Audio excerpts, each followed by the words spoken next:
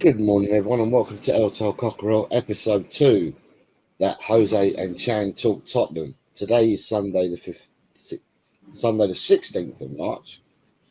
So good morning to people in Europe, good afternoon to the people in India, and good evening to the people where the two other people on the show are on. It's their evening time in Australia and Asia, so good evening to them. And good evening, and welcome everyone into the show. Chang, it's been a week, Chang. How are you? Doing very well, Jose. Given that we haven't lost since the last time I did a show with you together, last Sunday at this time, 9 a.m. On the UK, and I'm glad. I'm so very glad we broke that losing streak of losing to Alkmaar and also to Man City last Sunday. Although it was a very edgy, somewhat a bit too close for comfort, if I'll be completely honest with you. But a comeback is a comeback, regardless of the scoreline, regardless of the circumstances.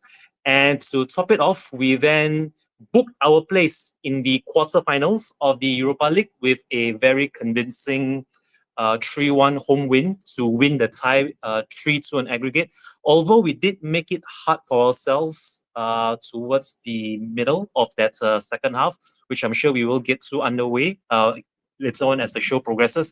But yeah, I had to say two very uplifting performances, and today is the first time in a long time that I can say that I'm honestly looking forward to another London derby so soon after our midweek adventures against Alkmaar. And yeah, cannot wait to get this show on the road, Jose. Having said that, back to you, FA. Well, the show's finished because everything I wanted to discuss, Chang's done it all in a 3-minute intro. Good evening, Ty. How are you, mate? Oh, mate, I was doing really well until about 3 seconds ago when the weather gods just decided to dump a squall on me. I'm not sure if you can hear it in the background. I might just have to mute, mate, and come back for a second when I can find a quiet spot. Well, you've got But it's bloody thunderstorms good now. to see you both. Well, when you're ready, we'll come back in. All right. So, right. Without further ado, it's been a week. So our first episode was last week, and last week we discussed the previous week at Tottenham. So this week, I know we have another game today, Chang, but this week we've got to discuss last week. So since we last met 7 days ago, and the first talking point I had, and I haven't got many, but the first talking point I had for you was the Bournemouth draw, the negatives and the positives from that game. So this draw before that game, towards the latter, or rather towards the end of our first episode, sometime around 10:30 a.m. I think it was when we ended last Sunday. I did say that we needed to bounce back hard and quick, because if we didn't, then that would then carry on and linger well into midweek before we take on Alkmaar. And all I can say is on the negative is that I mean, we just made it hard for ourselves, even at home too, which is a bit of a concern going into this evening's London derby against Fulham over at Craven Cottage. And you could see that despite the team getting back together, despite us having the likes of Romero and the Van back, there still were a lot to be concerned with our defense. And it's not only the defense, I believe it was the midfield. Bentancur, Bissouma, even Pape Pastasar, all of them were very wasteful in possession. And the way they conceded possession was how we found ourselves 2-0 down. And it wasn't just our defense and our midfield. It was even Vicario too. Very loose passing out from the back. And we just played ourselves into trouble time and time again. And I honestly lost count. I truly and honestly lost count the number of times we got caught in possession. And I thought the visitors were good for the lead, even at 2-0 up. You could just see it going one way. But much like just as Fraser Foster gifted Manchester United away back into the quarter-final League Cup encounter against us at the same stadium. It was Kepa Arrizabalaga's turn to do the same for us. And that's where I will take the positives from there, is that despite being 2-0 down, we somehow managed to claw back a 2-goal deficit to force a draw, which I think is the first time. This is the first time this season we have been able to come back from 2 goals down to get anything out of a tie, which is the big positive for me going into the final quarter of the season remaining, and also the quarterfinals of the Europa League. But yeah, that really was a gift and a half. But I'm not going to look a gift horse in the mouth. And sometimes you do have to make your own luck. Did Pape Matar meant it? Did he go for goal, or was he crossing? I guess only he would know. But that quick response, having gone 2-0 down, was exactly the tonic that we needed going into the last, I think it was 20 or 25 minutes, when we were still 2-0 down. And Sonny did what Sonny does, found a little bit of space behind the defense, won the penalty, took it with, I'm not sure if he took it with aplomb or maybe a tongue-in-cheek, miscued effort, but he scored, and that's all that mattered. And we did break the rod. We stopped the rod from those back-to-back defeats to Alkmaar in the first leg, and also to City the midweek before. And so those are my positives there, Jose, whereby we were able to claw back a 2-0 deficit. We stopped the rod. But I think the negatives from that game outweigh the positives, if I'll be perfectly honest, where I honestly felt that the visitors should have been well out of sight before Pape Matar put that effort of his over Kepa. But what's done is done. I mean, the draw is a draw. We still got a point from there.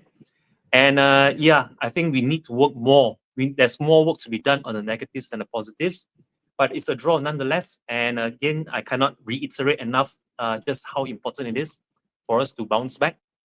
And I do feel that we are going to have to improve massively this evening, both defensively and also the way we pass off from the back, if we are to get anything away on our travels at Craven Cottage. Having said that, back to you. So just want to say hello to a couple of people. Right, Neil's become a YouTube member. Thank you, Neil. And Jess became a YouTube member. Thank you, Jess, for your support, guys. Blaine says good morning. So good morning to you, Blaine. I hope you're well. And Dragon D's Nuts is here. It says evening. Good evening, DDN. I hope you are well, sir. Going back to what we were talking about, Tigaro, what's your take, mate, on the Bournemouth draw, negatives and positives? Well, mate, to be honest, as I said privately, I haven't been feeling great the last couple of weeks, so I actually missed the Bournemouth game. Did see some highlights. So, look, if I gave you an in-depth analysis of what I thought, I'd be just pulling things out of fresh air, so I won't do that. But the one thing I will say is that, like Chang said, one thing that's sort of always been a positive for me, even though with the Ange out and all the turmoil, etc., the guys don't give up. They keep fighting. They even did it in the Alkmaar game, which I'm sure we'll get onto at some stage. You know, they could have easily dropped their heads when Bergvall and I can't think who it was, might have been Archie Gray or Jed. I can't remember someone that went through legs. Could have easily dropped their heads, and 2-2 on aggregate. Could have easily dropped the bundle, but they didn't. They went forward and scored probably the best goal we've scored all year, playing out from the back. So they believe, and they're giving it everything. So that's all I can ask for. So yeah, that's pretty much it, mate. In terms of the in-depth analysis, like I said, I wasn't in a position to actually sit through the game at Bournemouth. Let me see if I can bring this up. All right, these are the stats for that game. So the stats for that game show that we had 60.9% to somewhat 60%, 61% to their 39%. I don't believe in XG, but it says 1.52 and 2.7 for Tottenham. We had 12 shots with 4 of them being on target. They had 17 shots with 8 being on target, and the touches in the final in the box we had 29 in the game and they had 27. Our keeper made 6 saves to their 2. There were 15 fouls to 16 fouls and 3 corners to their 6. And there's all the attacking play stats again. We had a lot more up from outside the box. We had 4 against 2. We hit the woodwork twice, and so did they. I can't even. It's been so long, I can't even remember us hitting the woodwork. The defensive setup was we made 12 tackles, they made 29. We won 10 of our tackles, they won 18. Fouls committed were pretty even. Yellow cards were definitely even. Cleared total clearances, we made 20, they made 28. The headed clearances 11, 13. The duels won, we won 49, they won 65. And errors leading to shots, we made 3 errors and they made none. And the distribution was we made more passes, our passes were more accurate. We made a lot more, 15 more backward passes. We did have more forward passes. Long balls, they outdone us 60 to 39. Successful passes in the final third, we had more than them. Total crosses, and I don't remember there being that many, but we had 16 to their 14. Touches, we outdone that. Touches in the box, 20 to 27. We were dispossessed 15 times to their 6. And with the goalkeeping stats, tell a story, don't they? 6 saves from our keeper, 2 from theirs. Diving saves, our keeper made 4. Save shots from inside the box, our keeper made 6 to their 2. Our keeper threw it 7 times to their 4, and the goal kicks we had 6 to their 3. So the stats pretty much tell us what our eyes told us. It was a really, really hard and lethargic game against Bournemouth. We have Nita.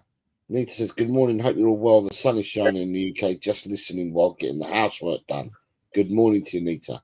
Shemtan, good morning, Mr. Bossman, Jose, Mr. Ty, and the youngest looking old Mr. Timmy Chang, hope you're doing well today.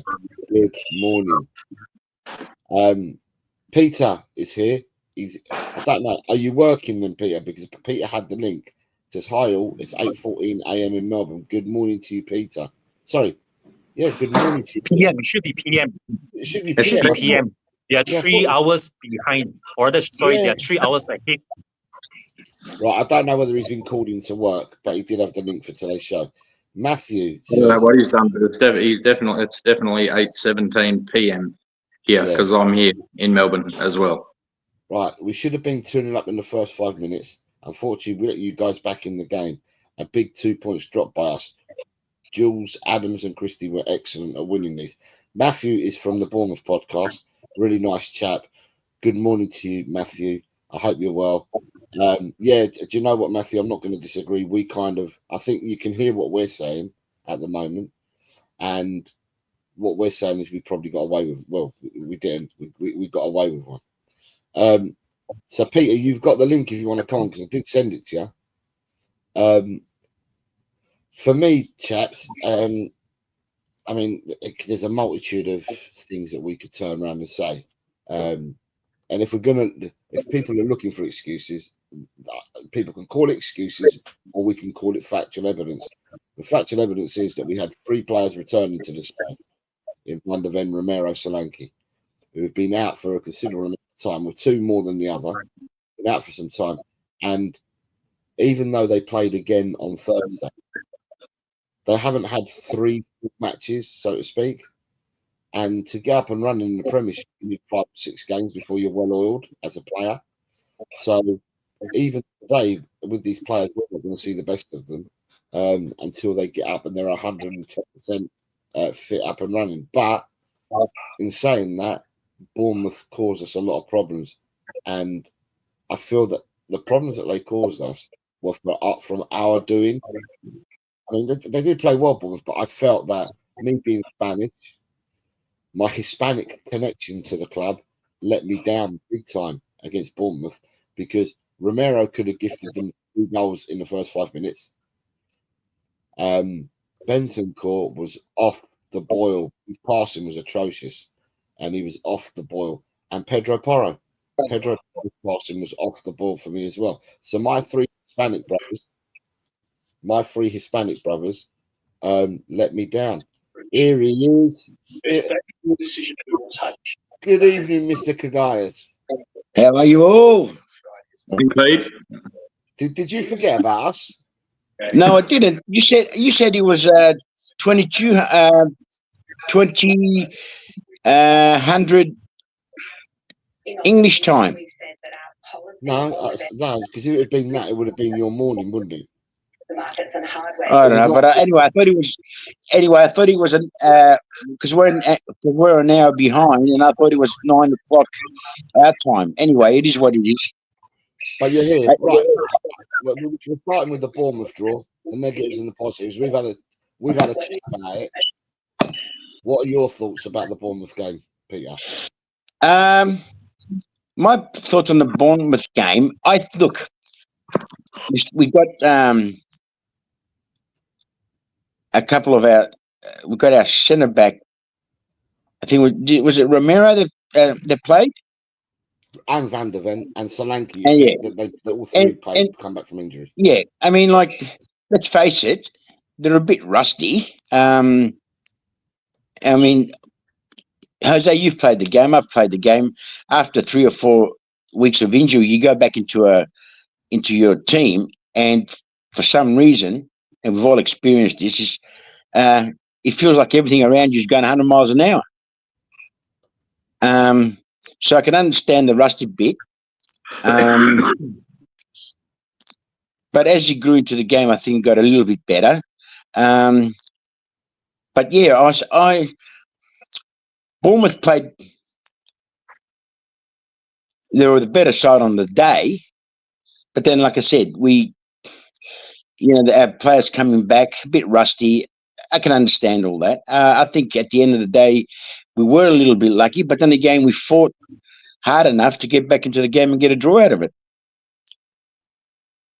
Yeah, I was saying that I felt that I've said already that 3 players are coming back, and normally in the Premiership, to be up to speed, even at the start of the season when you start playing, to be up to speed, you get into your groove and your stride by about the 5th or 6th game in the Premiership. So these returning players haven't had 3 full 90 minutes yet, because they all came back more or less at the same time. Yep. So they are going to be ring rusty, and they're not going to be up to speed. However, of course not. However, that's no excuse for me for the way that my Hispanic brothers played, is what I've just said. Because Porro's passing was awful, Bentancur's passing was awful, and Romero nearly gave away 3 goals in the first 5 minutes. Yeah, exactly. Yes. So therefore, and what I will say, right, because we don't want to be known as Excuses FC, but what I will say is that I keep saying all the time, I don't know what it is, but some of these players, they're like passing ships in the night. It's as if they've never played with each other. And some of the players and the passing traits and the passing lanes, and at the end of the day, I just find it difficult that they're still trying to figure each other out, because I know that they've been injured, but these players have been. Some of these players that we're talking about have been at the club for 2 years or longer. Yep. Some were here before Ange came anyway. Yep. Your Romeros, Sonny's, Bentancur's, Porro's. There's a lot of players that we've got in our team that have been here before Ange came along. So it's kind of weird. Anyway, so the Bournemouth draw. The negatives were we played awfully, and I think we all agree on the panel. Yeah. Yep. It was an awful game from us. I just showed the stats. But the positive, I suppose, is that we got a draw. But I'm not going to say that we got the draw out of design, because I think that the draw, we were helped with the draw by Bournemouth's goalkeeper. The Sarr shot was an absolute. Was that a shot, Chang? I'm going to ask you. Sar, was that a shot or was it a cross? Well, it's funny. Yeah, The fact that he wasn't looking up when he made it tells me that it might have been a pass or a cross more than a shot. But because it was so close to the goal, it somehow managed to hit the inside of the left post, and that's and because also Kepa was so far off his line that caught him off guard, and he also caught us completely off guard. So I would say that it was a cross more than a shot. But honestly, Jose, what does it matter really? A goal's a goal. But if you were completely out, if you would ask me, yeah, I would lean towards 90 or 85% across, and maybe only about 10% or 15 if I'm being very generous, that was meant to be a shot on target. Yeah, Tagaro, what shot? Was it a shot or was it a cross for you? What I saw on replay, mate, I tend to agree with Chang. I think he was trying to cross it. I just think he didn't hit it properly. He did because he went in. Yeah, sure did. It ended up with a good result, but it's what is it, more arse than class? Yeah. Peter, for you, was it a shot or a cross, mate? Well, it's funny because I watched that game 3 times over and over again because I love watching. See, when I got time, especially when I'm ramped at a hospital, I love to watch individual. Like, for example, I'll watch the first time and I'll say, okay, today I'm going to see what Porro and Spence do, right? And I watch the match and I do have a little bit of focus on what every player does. Now, I looked at that shot. He did look up. I saw at one stage, he did look up and I thought either he went for goal, he miskicked it and he went in because there was nobody anywhere near coming on the left of him, like to go into the box. So I'm in 2 minds whether he was trying to cross it or whether actually try to have a shot and he miskicked it. Right. I couldn't make my mind up about that. Right, you've got the Spuds here. Just Arnold says hello, good morning, good evening. Big up Jose, Chang, Peter, and Tagaro. Hi Spud, I hope you're well, sir. Eugene is here, says hi everyone, big up and leave you out, but then also says Eugene's point of view, Sar meant it. So he thinks he meant it. I watched it, Peter, Tagaro, and Chang, right? And he did look up first of all because he did look up.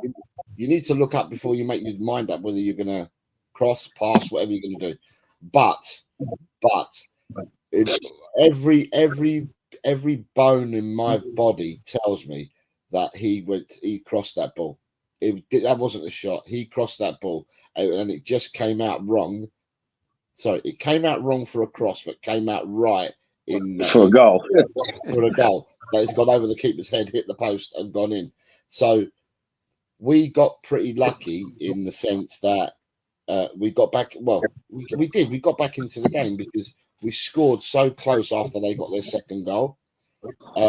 And Bournemouth had a disallowed goal.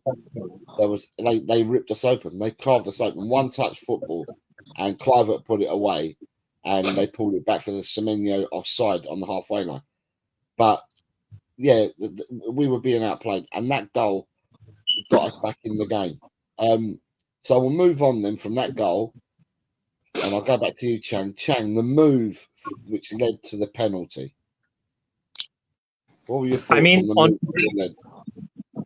I mean, honestly, that's what medicine is all about. And the moment, I think it was Madison and Bergvall who came on for Bissouma, and was it Bentancur? Yeah, Madison and Bergvall coming on for Bentancur and Bissouma. That should have happened at halftime, even before we went 2-0 down. Before that brief 5-minute or however many minutes it was, that brief spell that we had from kickoff when the game restarted. I honestly felt that they should have come on a lot sooner, but that's exactly what you get with Madison on the pitch. And I thought that I thought that maybe Kepa had a bit of a rush of blood to the head. He shouldn't have to rush off his line like that, because honestly, Son was going nowhere. Son was always going away from goal. He was already on his way on the outside, so there was absolutely no imminent danger or threat from his positioning when he's running all the way to the byline by himself. But somehow Kepa felt the need to rush outwards, and that did the damage. But without Madison there to orchestrate that doesn't happen. And I am hoping that we do see Madison again to sort of capitalize on what we saw from him again in midweek against Alkmaar. But yeah, I have to say that was all Madison, and he could have actually repeated the trick, Jose, to be perfectly honest, towards the end of the match, where I think he found, was it Solanke or someone? He tried to find someone in acres of space with a minute or two left of normal regulation time. But sadly, he couldn't repeat the trick twice. But yeah, that move that led to Son's penalty, that was all Madison. And this is a big if Madison isn't starting today, I really do hope that he gets introduced in the match against Fulham this evening to force proceedings sooner rather than later. But yeah, again, I have to say, James Madison, he's proving his doctors wrong. He really is shushing up the likes of Roy Keane. And hopefully, he will be able to produce the goods again for us later today against Fulham, because we're going to need every single last of them fit and firing for us before the season's over. Having said that, back to you, Jose.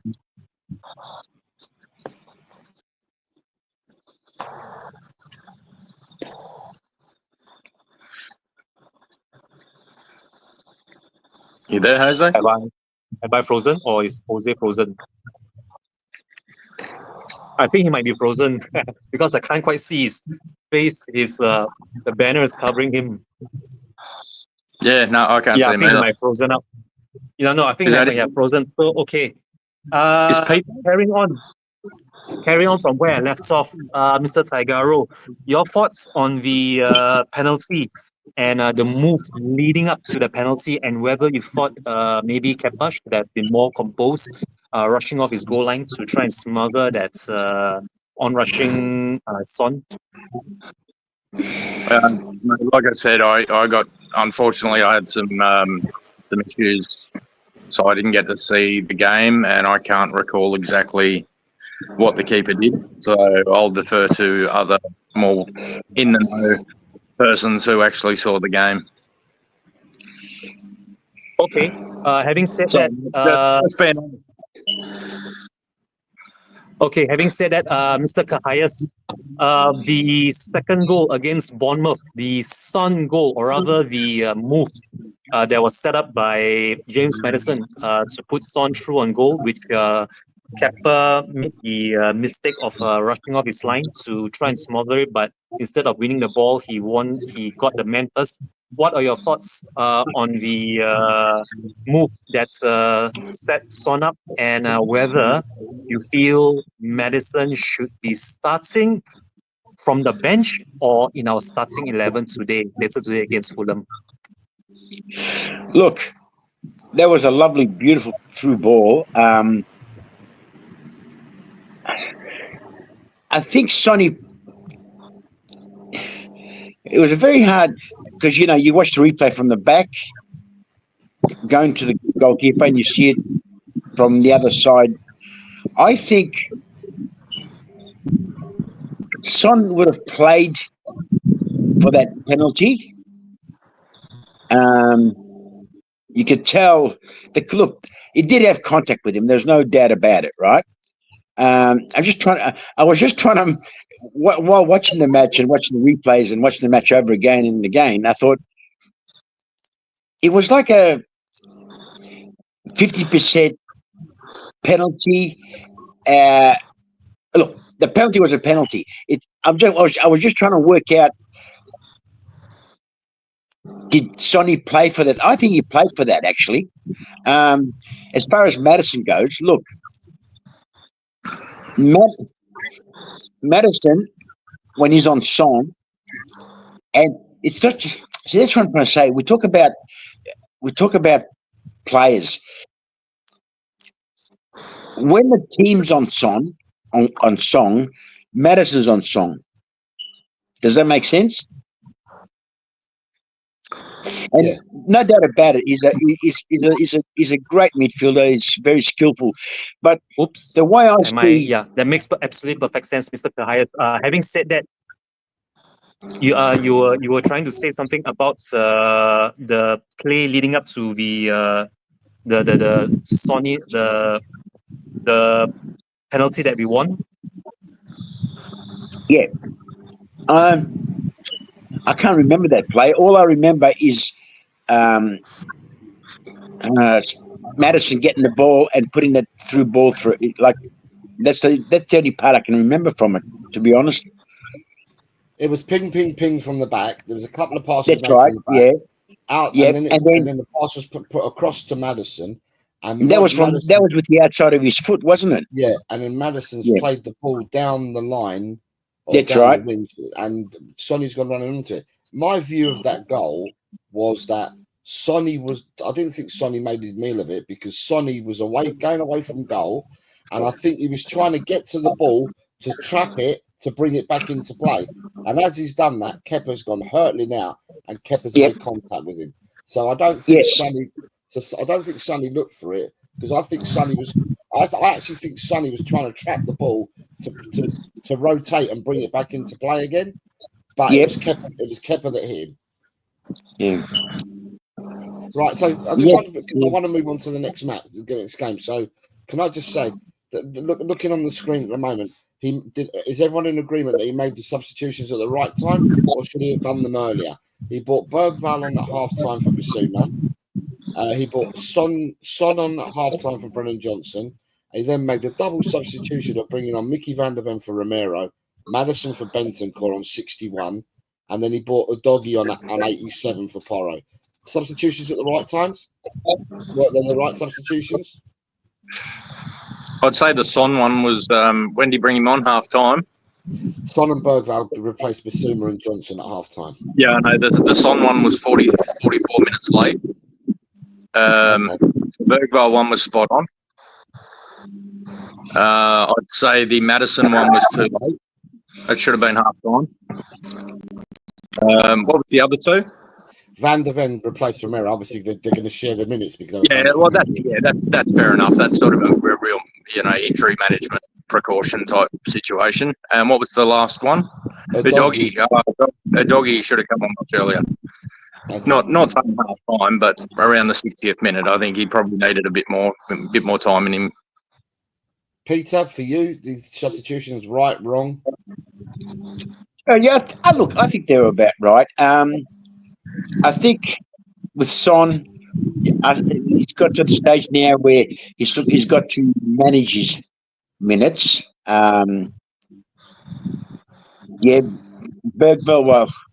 Bergvall had his rest when that's not bad. Yeah, Romero, substitute him, bring in Van der Ven. Yeah, I think they were okay. And Chang, for you, substitutions right, wrong? There is only one substitution here, which I am going to elaborate slightly more into detail, which is actually the Madison and Bergvall substitutions. And for me, honestly, it should have been Madison on first. Madison should have come on for Bissouma at the stroke of halftime rather than at the hour mark. Because if it had come on a lot sooner, we might have actually avoided conceding a second. But honestly, that's the only thing that I have to say on the substitutions. I think the rest was okay. Apart from maybe Solanke. I thought Solanke had just picked up another injury so soon after he had just made it back into the starting 11. Thankfully, it wasn't a bad injury for Solanke, so the substitution for him was more enforced rather than necessity. But for me, Madison should have been on a lot sooner. In fact, Madison should have been on ahead of Bergvall. if that makes any sense, because the moment he came on, we completely changed the game. But yeah, I really do hope that if Madison doesn't start later this evening against Fulham, and if we do find ourselves behind again in the league, then I really do hope that he comes on probably at halftime rather than at the hour mark. But yeah, that's the only thing I have to say on those issues. Having said that, back to you, Jose. And then we've got the Belgian Hotspur, Joris, says, Hola Jose, Chang, and the other guests in the chat. Buenos dias to Joris. I hope you're well, sir. It's been a while. I hope you're well. And Chris Agambar is here. Says, big up, guys, and all in the chat. Good morning to you, Chris. I hope you're well. Right, so we move on. Next talking point is AZ win into the next round. Thoughts on the game? I will start with Peter. Okay, my thoughts on the game. As a whole, the team played better. They went out there with purpose. AZ, I think, tried to sit back on us to a certain degree, and that didn't play in their favour. But that game, again, with our players back, we started to see glimpses of how good we can play. My glimpses. We're not there yet, but there were glimpses again of how good we can play. They're not, AZ are not a shit side. I mean, let's face it, any professional side in Europe really aren't that bad as a whole. But for me, it showed me that with Romero, Van der Van back, even though a bit rusty, we got Spence playing well. Bergvall, what can I say about that bloke? I'm in awe of the young kid. Yeah, it just showed that from now on, hoping we don't get any injuries and the team starts to gel again, I think we deserve that. We deserve that. We no doubt about it. Okay. Tagaro, your thoughts, AZ? Yeah, pretty much summing up Pete's thoughts as well. I think we got lucky that, while AZ aren't a bad side, I don't think they're the greatest side. You put the poll out to anyone, I think we outclass them across the pitch. But we got the job done. 3-1. If it wasn't for a moment of madness, it'd be 3-0. Given the chances we had at the end, it probably should have been 5-6-0 in reality. The boys did well. Geez, anything's positive. I'll take the positive. Bergvall, like Pete said, but geez, you can see why Barcelona wanted the kid. He is literally going to be a superstar. He's a freak. An absolute freak, and I'm so glad we've got him. I think it's the best purchase we've made. He was 8 million, I think. Yeah, 8.5. Yeah. Yep, 8.5 million. Yep. In 3 years' time, he's going to be worth 100 million at least. Well, not even that. 2 years' time, he's probably worth 60 million now. Not that we want to sell him, but I'm just saying that that's sort of the talent that we've identified. It's a good result. We win. We're through the next game. Bring on Frankfurt. Let's go. Come on, these Spurs. Yep, and hopefully by the time we play Frankfurt, the players that have come back will get fitter. I haven't got to Frankfurt yet. I'm gonna. Yeah, I know that. I'm just saying, Jose. At the next few matches, the players will get fitter. The ones that go away to the break, to nationals, hopefully they'll get more minutes and get fitter, and just Hey guys, if I can say one thing about that AZ Alkmaar game, just the thing that really stood out to me was when I watched it live, and I had to replay it quite a few times, was the third goal and Madison dropping his shoulder and playing the fake touch. Yeah. Oh, yeah. I'll tell you what. If given that England squad was just announced, and hopefully we get onto it, even though I'm not an Englishman, but you know, if anyone's got anything to play for tonight, leading into an international break, it's James Maddison. Like, that just proved his class. Like, not many people in the world can do that, what he did. To have the vision, the courage to sort of play a fake, and he didn't even touch the ball, but he faked his opponents. I think there were two of them into thinking that he had. Like, it was, the Italians would call it bellissimo, and it was. And it was one of the best goals I've seen him score in 2 years, 3 years, 4 years. Brilliant. Loved it. Just before I bring you in, Chang, right, I've got a comment from Just a Harmless Potato. I think he was referring to what we was talking about earlier. He says, in his opinion, he made the right subs. Finally, we have our bench back. Yes, maybe you could have made them earlier, but I think generally he makes more subs now and earlier as well. Chang, these are the stats for the game, right?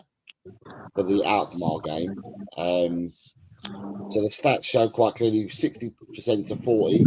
Surprisingly, because I didn't realise, I've not looked at the stats, I saw the game and that was it. But looking at the stats, it said we had 17 and 4 on target. And they had 10 and 2 on target. Well, we scored 3 goals. So we had 17 shots and only 4 were on target. Well, we scored with 3 of them. So that's quite impressive. To have 4 shots and 3 go in is quite impressive. 39 touches in the box compared to RZ's 16. Our keeper made 1 save and so did theirs. Shots off target 6-5. Block shots, we had 7 block shots and they had 3. We made 7 of our attempts were outside the box compared to their 2. Defensively, they did a lot of work defensively. They made more tackles, they won more tackles. They created more fouls. They had the yellow cards. They cleared the ball a lot more than us. They made more headed clearance than us. And Jules won. We only won 47 and they won 49. And we made the only error in the game leading to a shot. The distribution, the passes, again, we're world champions at backward passes. We made 84 backward passes to their 54. We will always win that stat. Whoever we're playing will make more backward passes than anyone. They played a lot of long balls. We made more forward passes. Successful final third passes was quite good. 22 crosses to their 11. And with the goalkeepers, each goalkeeper made a save each. Each goalkeeper made a diving save each. But our goalkeeper made a save from inside the box. Their goalkeeper made a save from outside the box. Now, and then we won 3-1. So what are your thoughts on this game then, Chang? I mean, that was just, the stats speak for themselves. That was a complete reverse almost compared to the home league game against Bournemouth. And although, yes, we did win and we were dominant, that one glaring stat which you pointed out earlier, whereby we would almost always back pass any team that we play, whether it's in the domestic league cup or the domestic proper league, or even in Europe.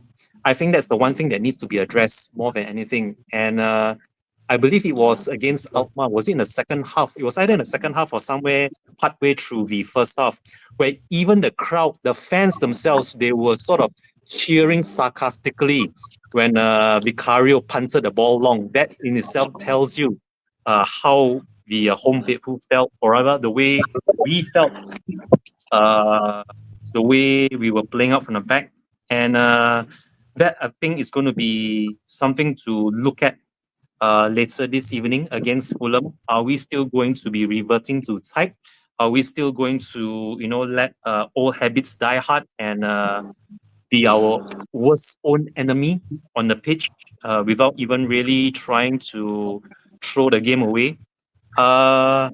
Honestly, I mean, if this is a way of playing that Big Ange insists, then there's nothing much to say about it, except that he might not be the right fit for the club, the right fit for this team.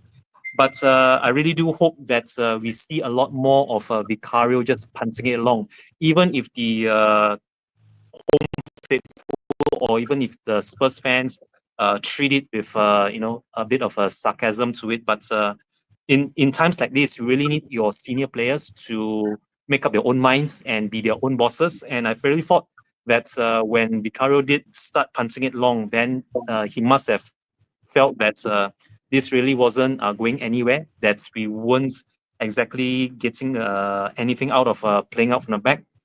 And I honestly, I half expect Fulham to do this later on this evening against us. So yeah, those stats that you brought up there, everything is all in our favor except those back passes. And let's just see later this evening if the defense, the midfield, even Vicario have learned from the lesson from the last two games, because I think it would be a bit harsh on Big Ange to be taking all the blame if if he has drilled the players in such a way where they are almost like subconsciously thinking of playing off the back rather than punting it long. But yeah, I think the players showed maturity in that aspect when it mattered the most. And yeah, looking forward to them doing exactly the same against Fulham later this evening. Having said that, back to you, Jose. Because I need to move on to the next part, right? I'm going to ask two quick questions to say yes or no, right? Substitutions that were made, were they right, wrong, early, late? So Gray came on for Van der Ven on 61. Then he's put Bissouma on for Maddison on 77. Johnson for Odegaard on 78. Davis for Bergvall on 85. Yep. Done properly, I reckon. Can't complain. Yep. And what about you, Chang? The only one thing which I thought was somewhat missing, not missing, but maybe it was forced rather than out of necessity, the Ben Davies substitution. I honestly felt that when we were already at 3-1 up ahead, we could actually afford to bring on the likes of maybe a Mikey Moore or even a Dane Scarlett for Solanke, because he's just only come back. So that for me would have been a better substitution, even if it means Tel, even if it means Matthias Tel coming on for Solanke rather than Ben Davies coming on towards the latter stages. I think that would have been a bit more freeing, and that didn't put too much pressure on us, because the moment Van der Ven went off, you could see that defense and also part of the defensive midfield completely fell apart. So maybe that Ben Davies substitution was more, out of necessity rather than because allegedly substitution. But yeah, I think the substitutions were spot on. And again, one last thing I have to say is that against Fulham later today, if such substitutions are required, I really do hope Big Ange makes them sooner rather than later. Back to you, Jose. We've got Graham's here saying good morning, gents. Spurs GCTV. Good morning, Graham. I hope you're well. And Jimmy H is here. Says big up everyone. Good morning. Good morning to you, Jimmy H. Sorry, Tigaro. No, that's all right, mate. No, I apologise. I didn't realise you were saying g'day to the chat. So g'day, chat. Welcome. Like and subscribe.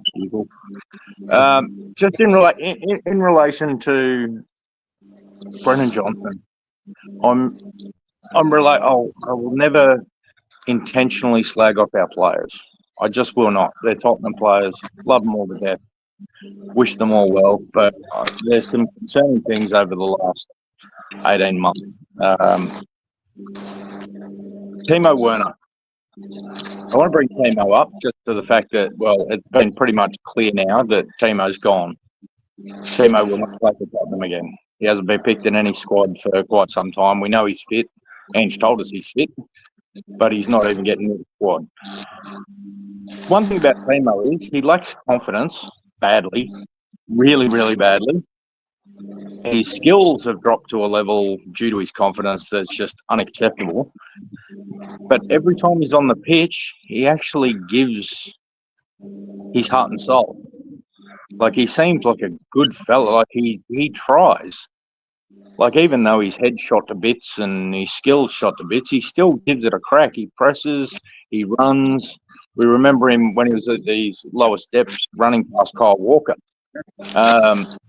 My issue with Brennan Johnson is that he has skill. He should have confidence. He's had like 16 GA this year.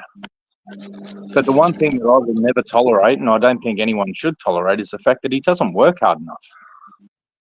If it's not a free shot at the far post, where do you see Brennan Johnson? Honestly, he seriously concerns me, and like I said, I don't want to pop players, but I think if we're putting people on the shopping list for your summer, which is our winter, June, well, I'm not sure when the next window opens, I'd be putting it on the list.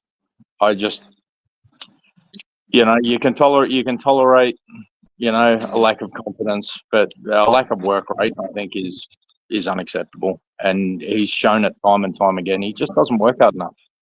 How many times have you seen him walk or jog?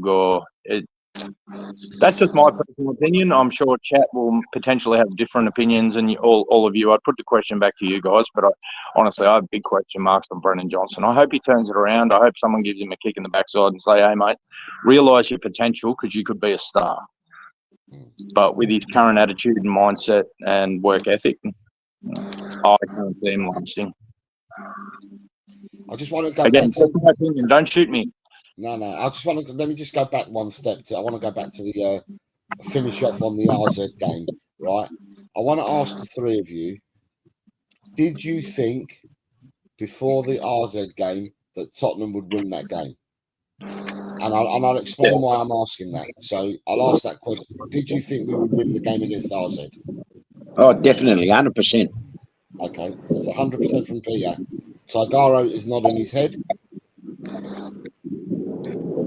Yeah, and Chang? I gave you my answer last Sunday, FA. I gave you my answer last Sunday before we ended the first episode, where I was very confident that we would turn things around. I mean, we did speak at length during the first episode last Sunday, whereby both of us felt that both Sun and Big Ange via sound bites, or rather the comments in a post-match conference, was a bit once too often this season. It almost felt like recycled material that they really use time and time again to sort of excuse themselves from a poor showing or even a no-show at times, whether it's in a domestic competition or in Europe. But that I had the sneaky feeling that they actually meant it, and that they were really looking to turn things around, and to their great benefits, or rather call it what you want. Credit where credit is due. They did do that. They did just that, and let's just see whether they can carry on from this. Let's just look at how we are going to build on that, because winning, or rather scraping past into the quarterfinals on aggregate is one thing, but then translating that into league form, or rather translating that to finishing the season on a high, I think that is more important than anything. But yeah, just to answer you plainly, Jose, yes, I was very certainly confident that we would scrape past on Thursday. Okay, the only reason why I asked the question quite quickly is because I saw a lot going on during the week where people were unsure whether we'd get through the tie, whether we'd win the game. My personal opinion on the game is that I feel that RZ are a well-drilled team. RZ play a certain way, and they all play as a team, and they know what they're doing. They attack, defend as a team, and I think that RZ were well-drilled. However, on Thursday night, we stepped up. We stepped up our game on Thursday night, and we imposed ourselves on RZ, and we could have. I mean, we gifted them their goal because it was a silly mix-up, but I felt we were comfortable.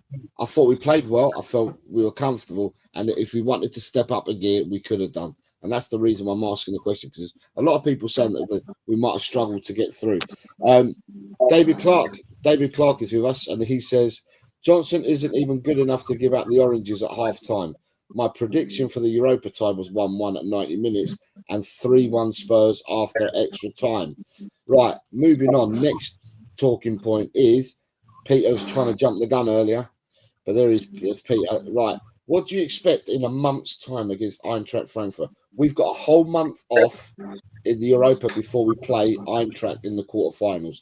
What are you expecting? And I'll start with you, Peter, because you were talking about it earlier. No, well, okay. Look, we've got our players back. Pray to God they stay fit. They will. I think. I haven't. It's funny. I've watched a few European matches, but I haven't seen Frankfurt play, so I don't know what they're really like. All I go by is if our team sticks to their guns and do what they're told, I think we should progress. I think we've got enough class to beat Frankfurt. Like I said, with Van der Van and Romero coming in, it settles the team a bit more. It gives the team, what would you say? It gives them courage to take on, how can I put it? I don't even know how to put it. It gives them, with those two centre halves back, it gives the team more cohesion. How's that? Yeah. You know, the players up front, playing in front of those players, feel more confident. Yeah. No, I agree. I think courage was the right word, because I think particularly with Van der Ven back, who's the key, it gives the guys like Bergvall and whoever else to push a bit further up and be a bit more progressive, knowing that Mickey's there to, the ball does go over the top, that we've got the pace and the coverage, and Romero with his experience to actually to deal with that sort of situation. So you're 100% on the money. And let's face it, look, this team is not built yet. This team is another 3 or 4 players away. But having said that, Tel, I don't know. Tel doesn't convince me yet, but he's only 19. I'm really happy with Danso. I think Danso is one of those players that can easily, say, touch wood, Van der Van or Romero need a break. You can comfortably put Danso there. There's no fear factor. This will also give young Gray hopefully a shot in the midfield again, which I reckon. Look, Gray's going to be a baller. See, it's funny when people watch a game or watch an individual player. I look at Gray in the back line, and some of the things he's done, I think to myself, this kid has got more confidence than half the team put together. He's so sure of himself. I thought, God help us, you know, once he starts playing in the midfield, he'll get a bit older, more mature. I said it to you before, Jose. I think, in a way, these injuries have been a bloody godsend. We've got to see Bergvall, mate. Boy, this kid, God. Spence, wow. Now, on the Spence situation, get all these muppets. Ange never gave him a shot. And listen, I've known how Ange works for 26 years. No other player, no other coach wanted Spence. There could be a lot of things about what Ange thought, blah, blah, blah, whatever. But Ange gave him the chance. I think Ange believed in him. He just had to get his head right. And look at the proofs in the pudding. Look, like the kid's absolutely. In fact, I reckon he's better at left back than he's in right back. This young kid, Odegaard, mate. I mean, let's face it, Johnson. My opinion, Johnson's lost his spot. Hopefully, he keeps healthy. This Odegaard kid, as you mentioned, Tigaro, about defensively. That that we copped that goal in the last match, but did you see Odegaard where he come from to help the defense? Even though it was a fuck up and we lost the goal,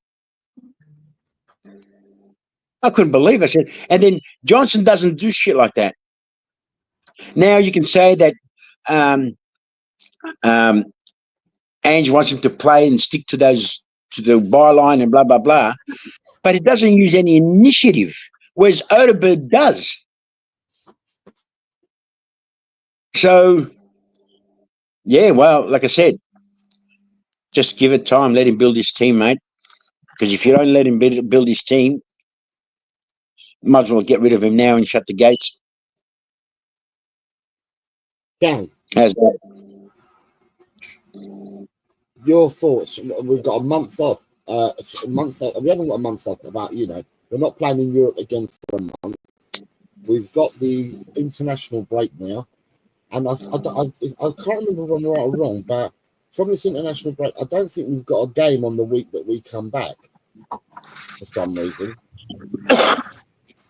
So No, what do you expect against Eintracht Frankfurt? so I think I did speak at length last Sunday during our first episode of what my expectations or what I would rather like to see from the team and also from Big Ange for the remaining quarter of the season. I honestly feel that we should now prioritize the Europa League, seeing as we already made it into the quarterfinals, and that I did also say that we have nothing to play for in the league now. We honestly can't get relegated, but neither can we qualify for Europe via the league. So we might as well just use the league as a sort of a testing ground, a sort of a training, proving ground for our youngsters or some of fringe players to let them prove their worth and hopefully give them a shout of starting against Frankfurt. Because right now, if there was one time where we should actually prioritize on anything, this is the one time. This is the one time where I would like to see Big Ange prioritize everything that we've built up so far since he's joined us. We should be prioritizing this Europa League and use the league proper. Use the domestic league as a sort of a warm-up training ground for the bench players and even some of our youth players, whether it's your Mikey Moores, your Dane Scarlets, they need the game time. And I really do hope that we give it a good go now that we already made it past Alkmaar. But don't get me wrong. Make no mistake, Frankfurt won't be easy. And we've already seen how hostile the German environment can be. Hopefully, we'll be up for that. Hopefully, Son himself will be fired up to return to the to return to Germany to be playing in front of the Germans, because this is the one tie actually which I am thinking that this might get a lot more trickier than say Galatasaray away in Turkey. So I really do expect us to give it a good go. But I hope that Big Ange prioritizes this Europa League and that we let our key players get a rest out, because we can ill afford another Kulusevski injury before that tie. So absolutely looking forward to this quarterfinal between us and Frankfurt. And we should really now start prioritizing this quarterfinal ahead of our own domestic league. Having said that, back to you, FA. Just before I go you to Taidaro, I'm just going to say we've got Jimmy says we ain't knocking out Frankfurt, no way. See, he's directed towards me. David Clark says we have a better chance against the German team than I think we would have against a more defensively minded Italian side. Just the harmless potato says, I watched the extended highlights of Frankfurt Ajax. They look like a decent team, solid at the back, and some very talented players up front. Graham says, keep in mind it's a cup competition. On our day, if we turn up, we can beat anyone. We have already proved that. We've got San Antonio Hotspur saying, come on, you Spurs. Good. I'm going to say a very good morning to you if you're in San Antonio. You're very, very early in the morning. David Clark says, Tel won't be here in the summer because he's not a number 9, and Levy won't pay the 60 million to buy him because he hasn't shown that he could become that player. I'll talk about Tel in a second. David Clark says, it's really simple. Spencer's grown up from the petulant young rebel he once was, and Spurs will reap the rewards. Jimmy Hotspur tells us that the next game after today is not till the 3rd of April against Chelsea away, which I was aware of. So we're not playing. After today, we don't play for 19 days. And David Clark says, what does David Clark say if it comes up? Right, here we go. The only way we don't get beat at Fulham with a weakened team is for Ange to instruct his players to kick the ball into the River Thames until Fulham run out of footballs. Tigaro, what do you expect in a month's time against Eintracht? No, I think we'll win. I think looking at both sides, I think we got the class. But it's just turning up on the day, which, you know, that's my biggest concern with Tottenham. You know, which team's going to turn up? Is it going to be the team that decimates City 4-1 at the Etihad, or is it going to be the one that loses at home to Ipswich? Yeah, that's my issue. I'm confident we got the class, particularly like Peter and Chang alluded to. If we get some continuity with our superstars back, you know, Romero, Van der Ven, you know, get Decky back by then, Solanke up and running. Yeah, we should decimate them. It shouldn't even be a consideration, but you know, the perks of being a Tottenham supporter. How many times have we said that over the last 25 years, 30 years? We'll see. I have something very quickly to add, if I may, Taigaro. You did say that we should be decimating Fulham. I would very much welcome that if we don't have a quarterfinal tie to play against Frankfurt, but this is where I must urge caution to us Spurs fans. Winning against them at what cost? Like, if we do decimate Fulham, at what cost will it come at? Don't get me wrong, I would very much like to see our youngsters or our bench warmers do that very same thing and put Fulham to the sword.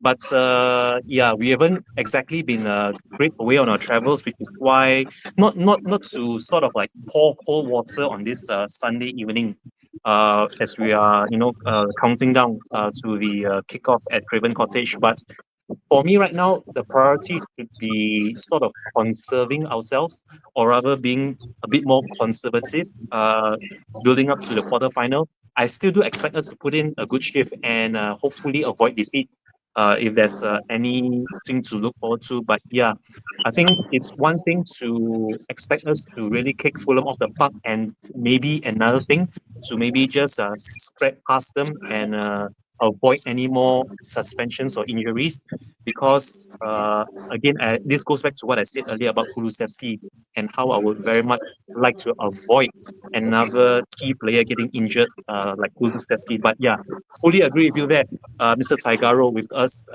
showing up at Craven Cottage, and hopefully, fingers crossed, we have the win before the 90 minutes. No, sorry, Mr. Chang. I was actually talking about Frankfurt, not Fulham. My apologies. If you probably see from my background, I've moved around a fair amount because we've just had a squall and a thunderstorm hit. I'm only about 8 k's from Peter Kagais, but he's... Yeah, I know, it's pitching down. Yeah, no, mate, absolutely. I was sitting outside, so I've had to move inside, and a lot's been lost in translation. So I was talking about Eintracht Frankfurt, that we should decimate them. In relation to the Fulham game, 100% agree with Chang. Let's get the, you know, let's strip it back. Let's just say, hey, kids, let's see how good you are. You know, let's let's put them out on the field. We're obviously going to need, the centre backs. Maybe Archie Gray, maybe Romero. Maybe probably not. I don't know. I'd love to see Archie Gray and Bergvall in a double pivot.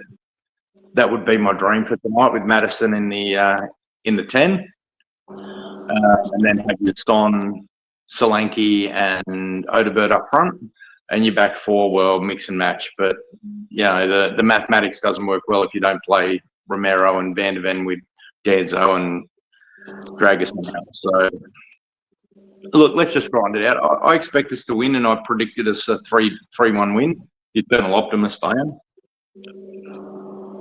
Is that for the Frankfurt game? No, 3-1 for the Fulham game.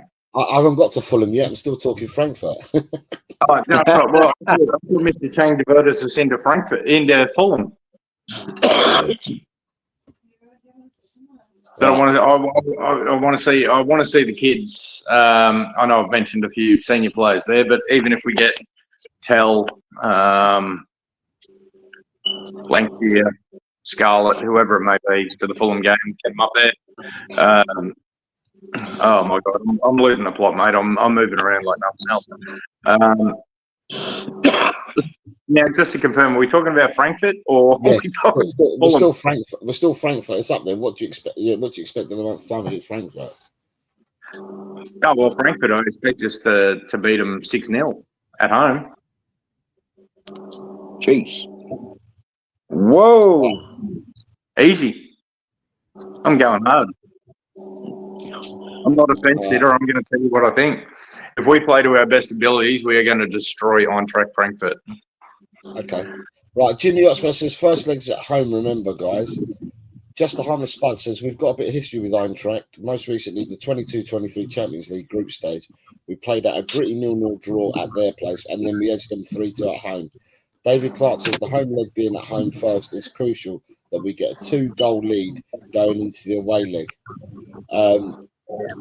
I would play Scarlett, Werner, Basuma and Moore against Fulham, is what David Clark says. And then he also says, against Fulham, I would play Gray Davis centre-back. Graham says, to win any cup, we also need Lady Luck to show up. Deflected Hoddle, free kick, Parks, penalty save, etc. And David Clark says, Frankfurt are going to be the sausage in our hot dog meal. Just a couple of points I'm going to make is that for me, I think that I'm going to start with Matthias Tel. Matthias Tel is not a number 9. People need to get that out of their heads. He's not a number 9. Matthias Tel is a person who's a wide forward on the left-hand side. It's what he played for Bayern. If he transforms into a number 9, it will be over the years. But as he stands at the moment as a 19-year-old, he is a left-sided forward. He's not a centre forward. He's not a 9. What I will say is today, we're going to talk about Fulham in a minute, but today we play against Fulham and then we have a 19-day break until we play Chelsea. But in April, between the 3rd and the 27th, which is 24 days, Tottenham play 7 times. So we will be going back to 3 games a week. For 3 weeks, we will be playing them 3 games a week. So the squad is going to need to be used. So we're going to need all our players back for after the international break, even though we've got an extension. Last talking point is for me today, and I'm going to start with you, Ty, because you jumped the gun. Fulham today. What are your thoughts, Ty? Oh, put me under the pump, mate. You were talking about it. That's the reason. I predicted 3-1. I think we can beat them. I genuinely think we can beat them. I think their results have been somewhat mixed. You know, they lost the Brighton game. They beat Not Forest. They lost to someone else at home. Might have been Brentford. Can't remember. So, but again, they've been a bit up and down. I just think again, quality. If you look player for player, they've got, is it Ramirez or Jimenez? I don't know. Emil Smith Rowe. Diop, like they've got some good players, but I really think we should, if again the mindset, if the right Tottenham turn up, we're switched on, we beat them. If we turn up and put in a performance like Ipswich, we'll get done 3-0, 4-0, and it'll be all over for Ange, regardless of Europa League. I don't know. To be honest, it's a really concerning game for me. It's going to be one of those real bipolar games. That I'm either going to have the highest of highs because we're going to smash them. No, I said 3-1, 4-0, whatever it may be, or it's going to be the complete opposite, where it's going to be 3-0, 4-0 the other way. We're not looking at a 1-1 draw or a 0-0 draw. I just really hope we turn up tonight. Geez, it's really hard with these time zones to try and explain with you guys in the UK and, Chang in Asia. It's like, is it today, tonight, tomorrow, yesterday? I guess you get my point. Okay. Peter, I'm going to come to you. Fulham today, what are your thoughts? On paper, we should smash them. But, again, we've got the players that are coming in, still a bit rusty. But I think if the defence holds out, I think we should smash them. Okay. What's your score prediction for today then, Peter?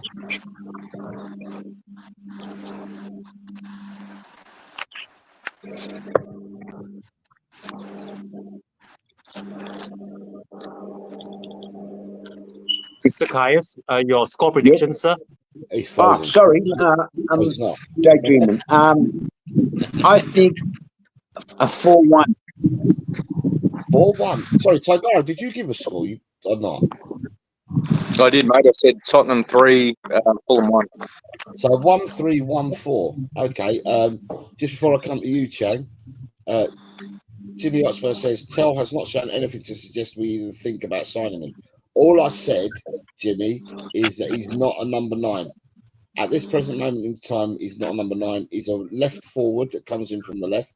He's not a number 9. And if he's going to transform into a number 9, this will be over the future.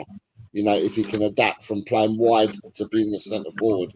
At the moment, he is not a number 9. He is a left-sided forward. Daniel Sandoval is here, says, good morning to all. One love, come on, you Spurs. Good morning to you, Daniel. I hope everything's well, sir. Not seen you in a while. Ronnie says 2-1 to Tottenham. Queen Ellie says, hola, Senor Jose, you Spanish king of the chat, and all you gorgeous Spurs fans on the panel. Much love. Good morning to you, Ellie. Jimmy Hotspur says, Fulham home win today for me. We are nowhere near consistent enough. Ronnie has said that his team lineup for today is Vicario, Spence, Romero, Davis, Adogi, Lolo, Sarr, Madders, Tel, Solanke, Odegaard. 2 goals, Solanke. Just a harmless potato says that he thinks it'll be 2-0. Rob says someone needs to replace the batteries on a smoke alarm. I swear I random chirp now and again. David Clark says my prediction for the Fulham game is 0-0. Match abandoned due to no balls left, as they're all in the River Thames. Destiny 5 says, good morning, Destiny. Says, come on, you Spurs. And he says, Ange out, bring Potts home. And for you, Chang, what's your prediction and what your thoughts on today's game? So before I give you my predictions, I have to bring up this thing which I said last Sunday also during our first ever episode together, which I said that I would very much like us to break the trend or buckle the trend of us losing just before another pointless and needless mini international break.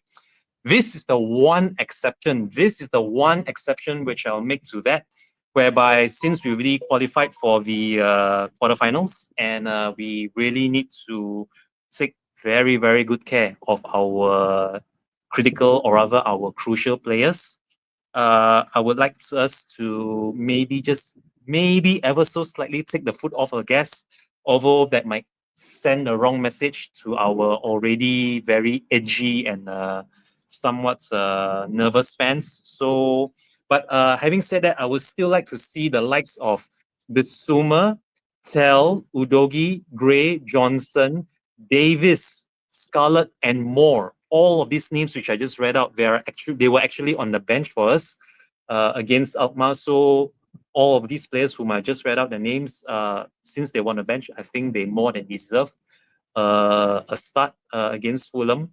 Because honestly, as much as I would like to give minutes to Romero and Van der Ven, I still don't trust our medical department. I really don't. I would like to have some sort of hope that maybe, just maybe, they really know what they are doing. But given our injury record, I really am not going to hold out hope that they are going to be of much use to the players and to Big Ange. So having said that, yeah, I'm all for us having second stringers start today against Fulham. But I still am very much sticking to my 2-1 away win prediction, which I posted on your stream from yesterday, Jose. And I would like to see either one of Solanke or Son to get one of those goals, and possibly maybe another goal from midfield. Either one of Bergvall or Madison would do it for me. So yeah, I am very much sticking to my 2-1 away win prediction. And one of those goals will be scored by either one of Son or Solanke, and the other one will be shared by either Madison or Bergvall. Having said that, back to you, Afe. For me, all I want to see today is I want to see a conviction. I want to see a more cohesiveness in our play. And I don't want to see any more injuries. So you know, that's what I'm looking for today. I'm looking for more cohesiveness, no injuries, and because, in all honesty, we're building up towards. After today, we've got a 19-day break. So for me, you can play whoever you need to play today because we've then got 19 days off. People like Mickey van der Ven, I don't think have been called up for the Dutch squad. So Mickey van der Ven, over the period of the 19 days, will be doing a lot at Tottenham Hotspur away, where some of the other players will be going out with their international clubs. So for me, as I said, I just want to see a bit more cohesiveness. I'd like to see no injuries and move on from today's game ready for the Chelsea game in 19 days' time. So that's where I am. Right. Has anyone got any final thoughts before we wrap up?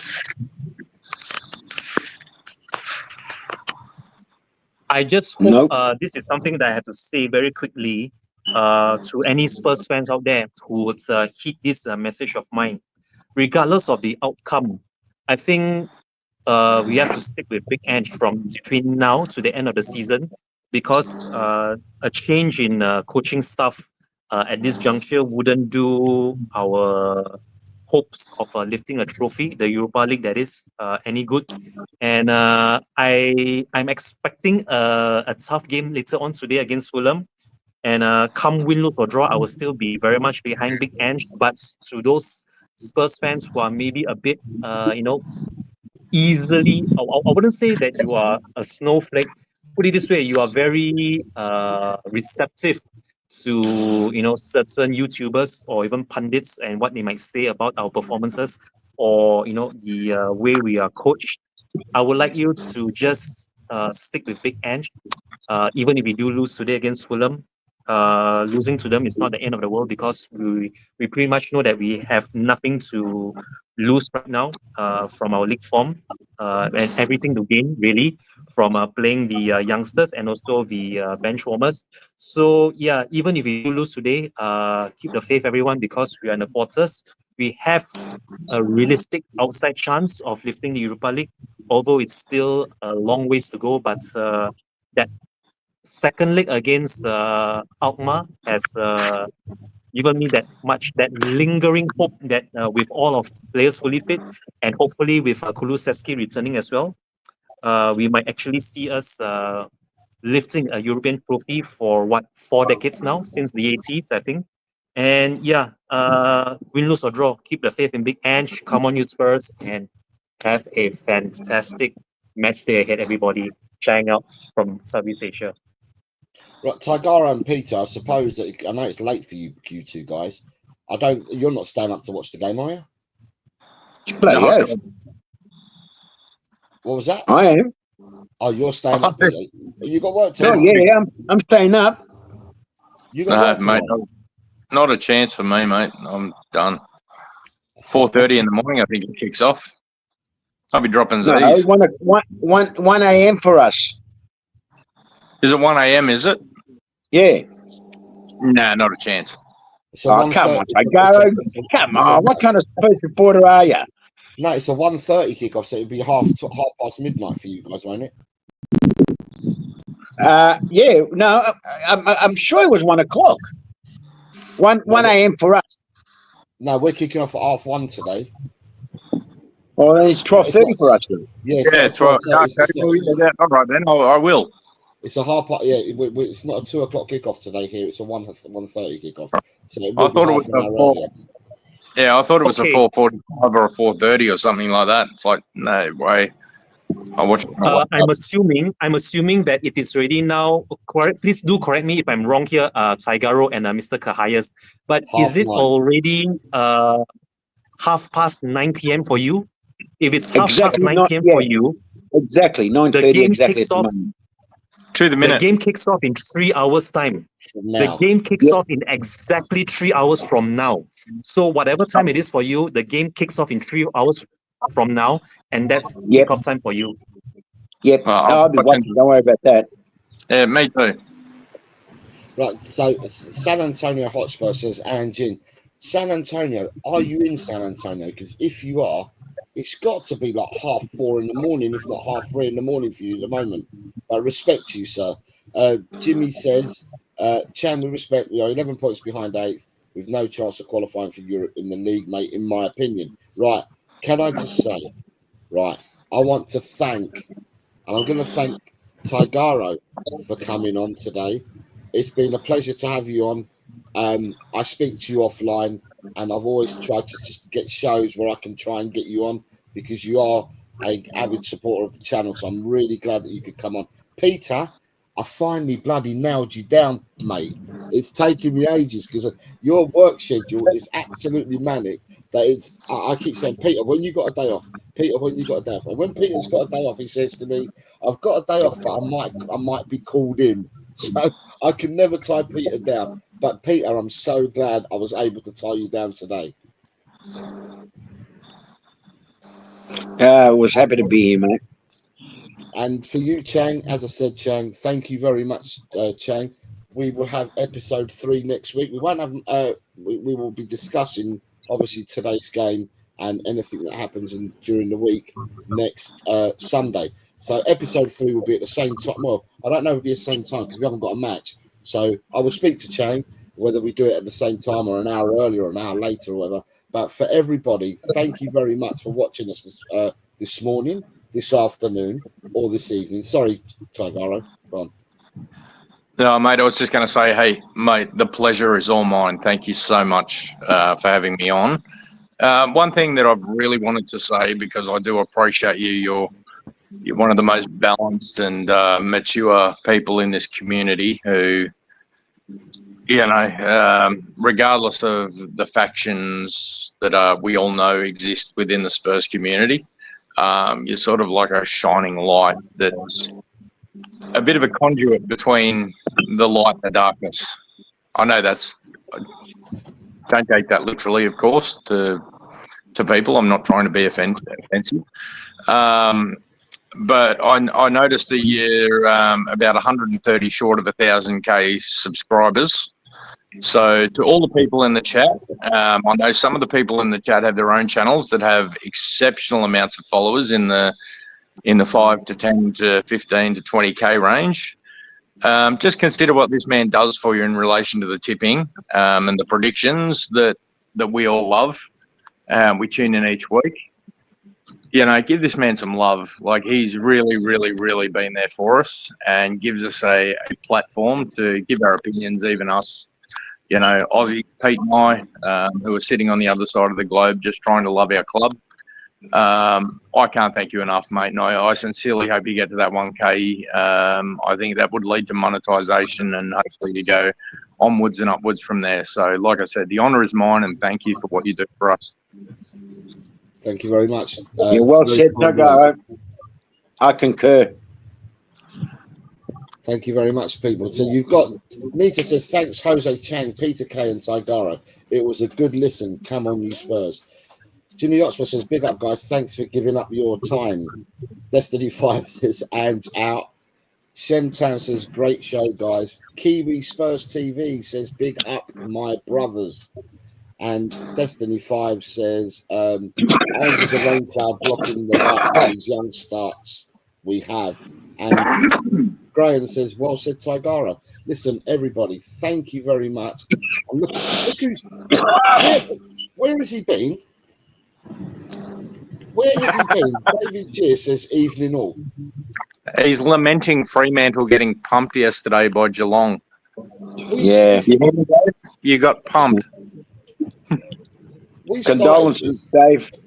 We started this, David, an hour and a half ago, and you just we started this an hour and a half ago, and David's just coming to say evening all now. Good evening to you, Mr. Shear.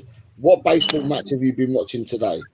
Have you got any home runs to tell me about? Have you got any curveballs to talk about? Tell me all about the baseball that you love so much. If anyone doesn't know, David Shear is my correspondent on baseball. He loves the game. It's a bat and ball game, and he loves it. San Antonio says, like who to Destiny. Later, so everyone says, Graham, take care. David says, I've had my head down. And he says that Brooke struck out. Right, everyone, thank you very much. I wish you all for your remainder of the weekend, if you're still in Sunday. If you're going into Monday morning, I wish you all a great week ahead. Thank you very much to this lovely panel this morning. Thank you very much for your input. Thank you for everyone in the chat. And all I've got to say is, come on, you Spurs. Come on, you Spurs.